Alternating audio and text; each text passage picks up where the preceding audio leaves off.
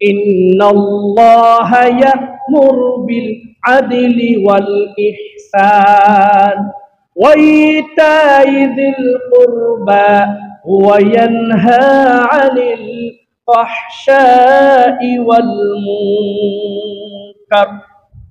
নিশ্চয় আল্লাহ রাব্বুল আলামিন তোমাদেরকে আদেশ করেছেন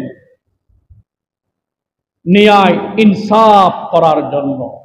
যখন কোথাও বিচার হবে সেখানে 500 টাকার বিনিময়ে 1000 টাকার বিনিময়ে নিরপরাধ মানুষকে দোষী সাব্যস্ত করা যাবে না।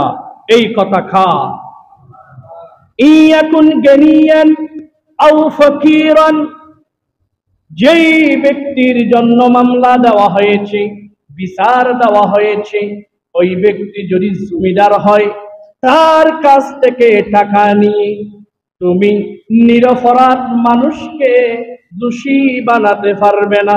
এই কথা ইয়াকুন গানিয়ান, যদি ধনী হয়, আও ফাকিরান, যদি গরিব হয়, ন্যায় ইনসাফ করতে হবে। এই কথা কিন্তু ভাইয়েরা, আমরা দেখি এই দেশে বিচারের নামে প্রহসন, যারা আর্থিক দিক দিয়ে গরিব, টাকা পয়সা নেই, মানুষের কাছ থেকে ধার নিয়ে তাদেরকে কোর্ট কাছারিতে যেতে হয়, এইরকম মানুষ আছে না নাই? তারা এখন বিচার পায় না কেন? টাকার কাছে এখন মানবতা বিক্রি হয়ে গেছে। ঠিক কিনা বলেন মুসলমান? মেম্বার বলেন, চেয়ারম্যান বলেন, যেই দিকে আপনি যাবেন সেই দিকে যারা টাকাওয়ালা, যারা ক্ষমতাওয়ালা, তারাই বিচার পায়। ঠিক কিনা বলেন?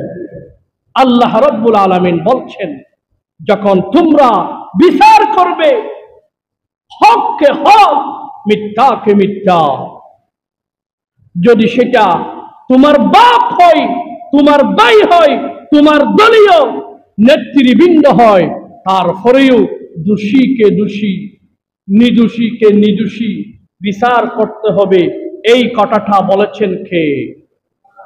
সম্মানিত হাজিরিন, আমরা মনে করি 5 ওয়াক্ত নামাজ ফরজ, 1 বছরে 1 মাস রোজা ফরজ, টাকা থাকলে যাকাত ফরজ, টাকা থাকলে হজ ফরজ, আর কিছুই ফরজ নয়। না, সৎ কাজের আদেশ, অসৎ কাজের নিষেধ, এটাও নামাজ, রোজা, হজ, যাকাতের নিয়াই ফরজ।